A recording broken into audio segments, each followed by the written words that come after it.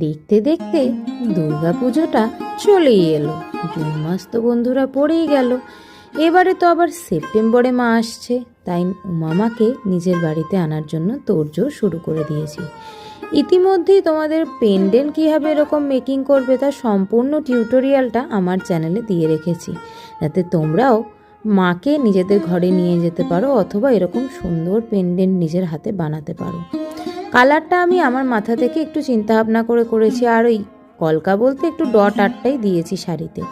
তারপরে আর কি, মাকে পদ্মের সাজে সাজিয়ে নিয়ে সঙ্গে সঙ্গে এক ঝলক রোদে শুকিয়ে নিয়েছি, আর ডেকোর বার্নিশ দিয়ে মার মূর্তিটিকে সুন্দর করে বার্নিশ করে নিচ্ছি, যাতে মূর্তিটা দেখতে আরও সুন্দর লাগে। কোলে বসিয়েছি মা দুর্গার ছেলে গণেশজিকে।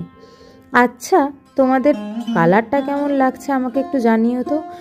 আর যেহেতু মা স্বর্গের থেকে নেমে আসছেন দেবী, তাই স্বর্গের ছোঁয়া রাখতে হালকা আকাশি রঙের ব্যাকগ্রাউন্ড দিয়েছি ক্যানভাস বোর্ডটিতে।